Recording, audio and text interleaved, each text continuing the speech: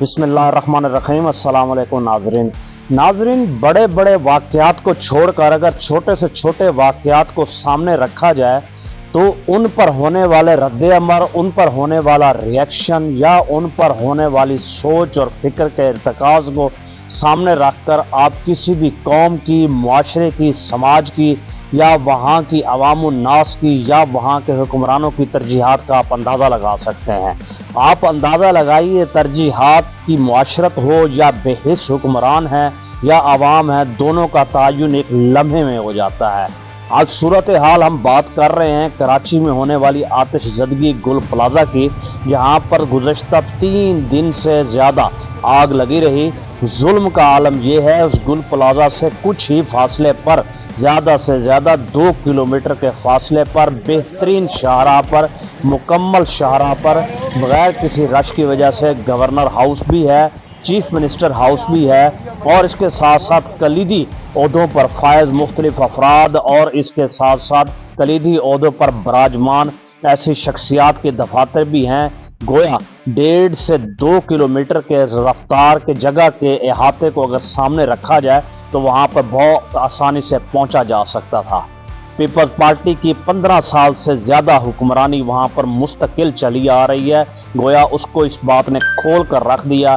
ایک چھوٹی سی flower shops کی اندر سے آگ اٹھنے والی شاپ پورے پلازے کو جھلسا کے اس نے رکھ دیا۔ اس کے 3 فلورز پہ آگ لگ گئی، عوام دیکھتی رہ گئی، لوگ چیختے چلاتے رہ گئے، آہو بکا کرتے رہے، اپنے پیاروں کو بلاتے رہے، مگر افسوس نہ تو فائر بریگیڈ کام آ سکا، نہ ہی حکومتی اقدامات ہوتے تو یقینی طور پر کچھ ضرور ہوتا، نہ ہونے کے برابر تھے۔ نتیجہ اس کا یہ نکلا کہ آگ نے پورے کے پورے پلازے کو اپنی لپیٹ میں لے لیا، اور اس کے بعد ایک کے بعد ایک دکان جلتی رہی، جل کر گرتی رہی، اینٹیں، چھتیں، کرٹن، دروازے خود ہی جلے، خود ہی گرے، خود ہی تباہ ہوئے، اور عوام الناس محض تماشائی کا روپ دھار گئی۔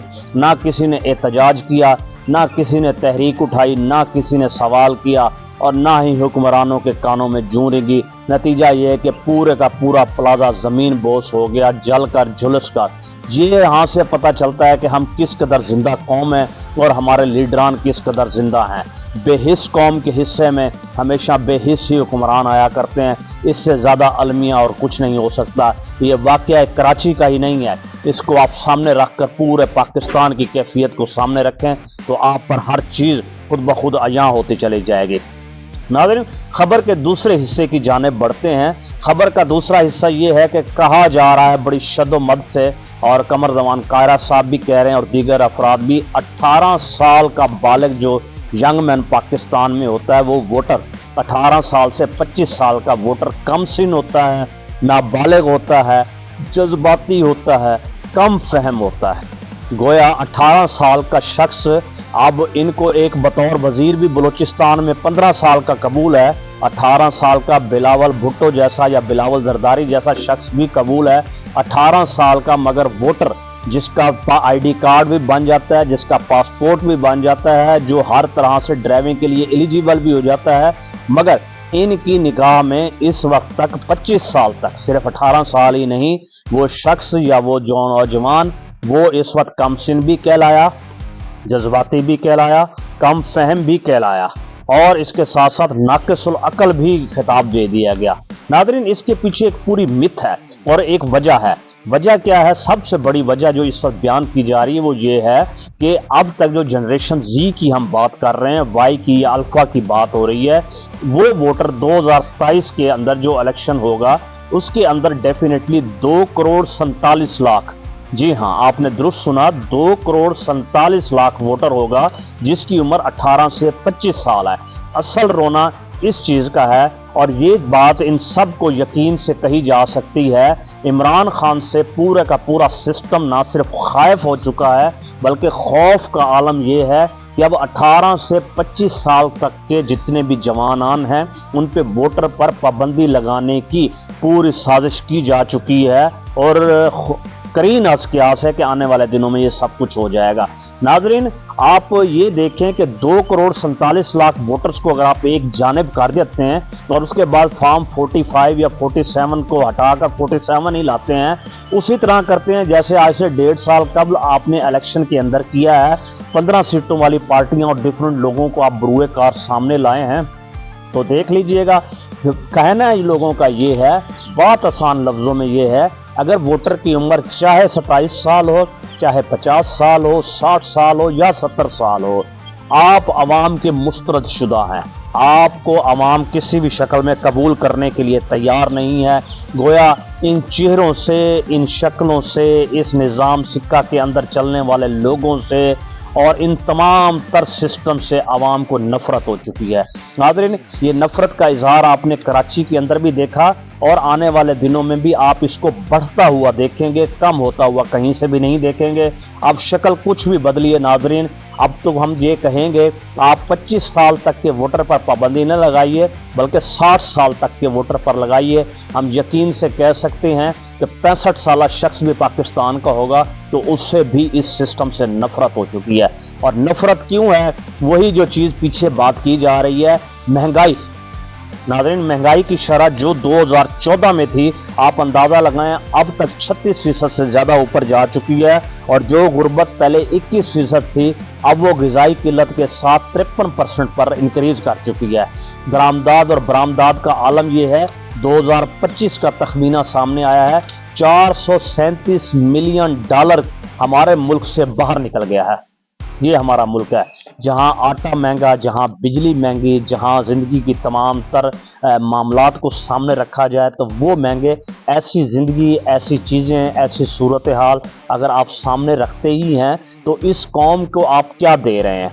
नाज़रीन, जहाँ तक अनएम्प्लॉयमेंट की बात है, लाखों लोग इस मुल्क से जा चुके हैं, मगर अफसोस का आलम यह है अब उन पर भी कदगन लगाया जा रहा है। यानी कोई चीज़ ऐसी नहीं है जहाँ से हौसला अफजा बात की जा सके। हम मायूस नहीं हैं, हम परेशान नहीं हैं, ये जनरेशन फ्रस्ट्रेटेड नहीं है, मगर ये जनरेशन बेहतरी चाहती है, ये जनरेशन इक़दामात चाहती है, ये जनरेशन इनोवेशन, क्रिएटिविटी चाहती है। ये जनरेशन इस वक्त जितने भी दुनिया में नए निज़ाम वज़ा किए जा रहे हैं उनके साथ चलना, आगे बढ़ना चाहती है, मगर अफसोस कि इस वक्त इस हवाले से कोई भी सोचने के लिए तैयार नहीं है।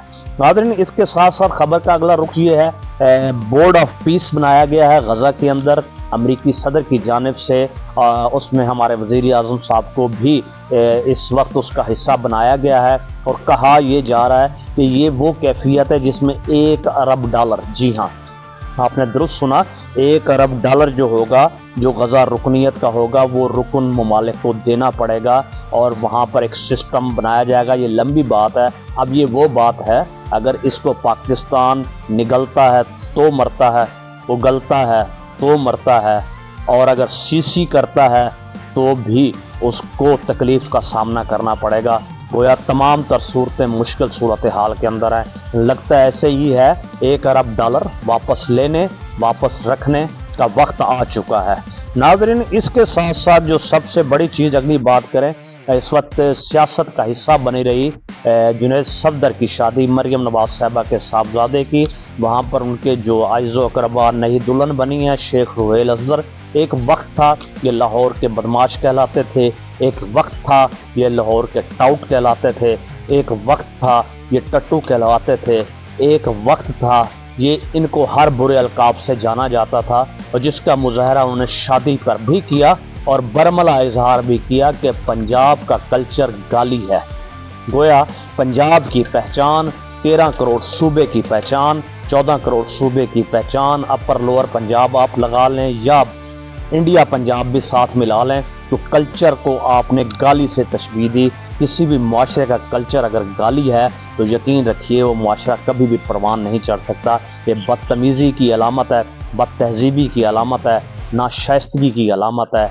यकीनन जब ऐसे लोग सामने होंगे तो यही बात करेंगे।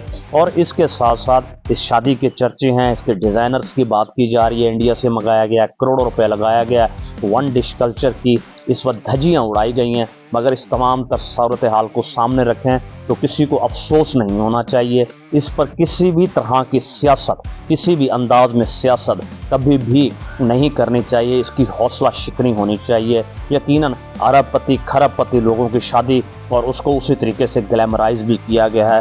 تاہم بات آگے بڑھاتے چلیں. اس وقت صورتحال یہ ہے کہ ایک خبر رساں شخصیت نے بات کی ہے، یقیناً اسٹیبلشمنٹ کے استعارے پر ہی بات کی ہے کہ اگر معافی مانگ لیں تو بات آگے بڑھ سکتی ہے. یہ پیغام عمران خان صاحب کے لیے تھا. معافی مانگیں، بات کو آگے بڑھائیں. صورتحال یہ ہے کہ معافی مانگیں، سسٹم کو آگے لے کر چلیں. بات یہیں اٹکی ہوئی ہے. اگر صرف عمران خان ہی معافی کیوں مانگیں؟ وہ لوگ، وہ اشخاص، وہ افراد جو اس سسٹم کو ڈیریل کر چکے ہیں، وہ لوگ ہی بھی معافی مانگیں. گویا سب کو ایک ہو کر چلنا پڑے گا، تبھی یہ ملک آگے بڑھ پائے گا. ادروائز کوئی ایسی صورتحال نہیں ہے. ملکوں کی جہاں ہم بات کریں، انٹرنیشنل پولیٹکس کی ہم کیا بات کریں. ٹرمپ نے ناروے کے وزیر اعظم کو ایک لیٹر تحریر کر دیا ہے جس کے اندر واضح اور واشگاف الفاظ میں لکھا گیا ہے کہ اگر آپ نے چونکہ مجھے بطور پیس ایڈوائزر، بہت پیس ریپرزنٹیٹو آپ نے مجھے نامینیٹ نہیں کیا تھا آسکر کے لیے، لہٰذا اب مجھ سے گرین لینڈ کے لیے کسی بھی طرح کی آپ امید مت رکھیں. یعنی آپ اندازہ لگائیں کہ سیاست کا چلن کیا ہو گیا. اگر گرین لینڈ پر قبضہ ہوتا ہے تو یقین جان لیجئے آپ آنے والے وقتوں میں دیکھیں گے کہ صورتحال بن کیا گئی ہے. اسی طریقے سے پوری دنیا ہی اس کولونیل سسٹم کی طرف بڑھ جائے گی جہاں قبضہ اپنا حق سمجھا جائے گا، اپنا حق جانا جائے گا. مزید اپڈیٹس کے ساتھ پھر آپ کی خدمت میں حاضر ہوں گے. اپنا گرد و نواز سب لوگوں کا خیال رکھیے گا. اللہ تعالیٰ آپ کو سلامت رکھے اور سلامتی کی توفیق بھی دے دیگر لوگوں کے لیے. السلام علیکم.